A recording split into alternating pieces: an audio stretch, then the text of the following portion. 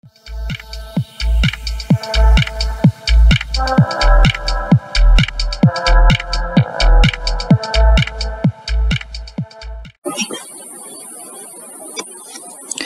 guys, welcome to another math video. For this one, I'll be going over the midpoint formula. Okay, so pretty straightforward. So we're going to go through these things, and we'll make it to be not too difficult. We'll go through a couple of examples so you can see how we use the formula after we go through it. Okay, so we use the midpoint formula to find the midway point between two other points, and basically this is your formula here. There's two parts to it, and we'll go over those parts. So first we got the x coordinates,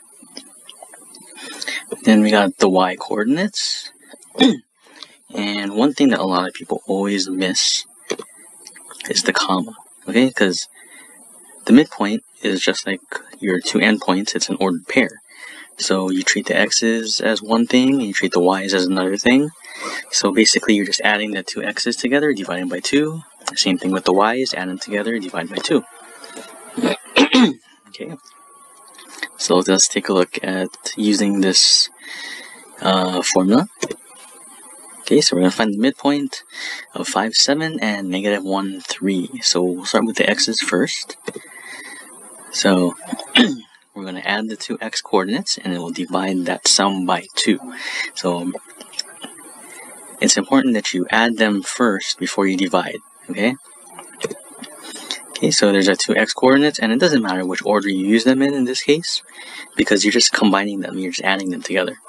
Okay, so simplify and simplify again. So that's our x coordinate, and we do the same thing with the y's.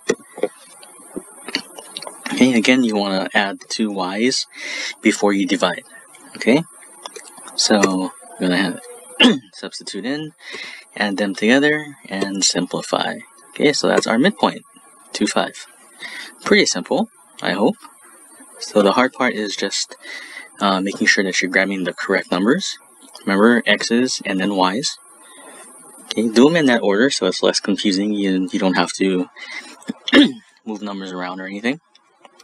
Okay, so now here's another example. So find the other endpoint if one endpoint is negative 8, 1 and the midpoint is negative 2, 6. So this time we have one endpoint and a midpoint, or their midpoint, and we need to find the second endpoint.